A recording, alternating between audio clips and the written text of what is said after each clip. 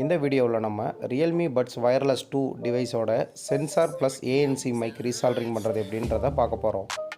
இந்த Realme Wireless 2க்கு டோட்டலாக 8 கோர் கேபிள் யூஸ் பண்ணுவாங்க. இதில் 3 ANCக்கும் 3 சென்சார் லைனுக்கும் 2 ஸ்பீக்கர் லைனுக்கும் போயிடும். இப்போது நம்ம பழைய வயர் எல்லாமே டீசால்டரிங் பண்ணிக்க போகிறோம். டீசால்டரிங் பண்ணதுக்கப்புறம் ஸ்ட்ரிப் லைனை நல்லா க்ளீன் பண்ணிக்கோங்க.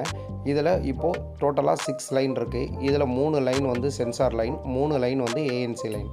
ஸோ ரீசால்டரிங் பண்ணும்பொழுது பாட்டமில் இருந்து டாப்புக்கு ரீசால்டரிங் பண்ணணும். முதல்ல பாட்டமில் இருக்கக்கூடிய பிளாக் கலர் கேபிளை வந்து சால்டர் பண்ணணும். இந்த கேபிள் சென்சாருடைய கேபிள். செகண்டு பர்பிள், இது ANC லைனுக்கு. இந்த சால்டரிங் ப்ராசஸ் பண்ணுறதுக்கு முன்னாடி லெட்டை வந்து அதிகமாக எடுக்காதீங்க. ஏன்னா லெட்டு ஒரு ஜோனை விட்டு இன்னொரு ஜோன் போயிருச்சுன்னா நமக்கு ANC லைனானது ப்ராப்பராக ஒர்க் ஆகாது. இந்த பர்பிளுக்கு அப்புறம் கோல்டு கலர் கேபிளை வந்து சால்டர் பண்ணிடுங்க. இப்போ பாட்டமில் 3 கேபிளையும் நம்ம சால்டர் பண்ணிட்டோம். இதில் ஒன்று வந்து சென்சார் லைனு, ரிமைனிங் 2மே ANC லைன். இப்போது அடுத்து சென்சார் லைனுக்கு உண்டான ரெட் லைன் பாசிட்டிவ் லைனை வந்து சால்டர் பண்ணிட்டோம்.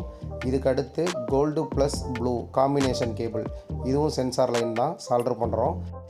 ஃபைனலாக ப்ரௌன் ANC லைனை வந்து சால்டர் பண்ணிடுறோம். எல்லா சால்டரிங் ப்ராசஸும் முடிஞ்சதுக்கப்புறம் சால்டரிங் ப்ராசஸோடைய கேபிள் ஒரு கேபிள் இன்னொரு கேபிளோட டச் ஆகிருக்காங்கிறத பார்த்துட்டு அசம்பிள் பண்ணிடுங்க.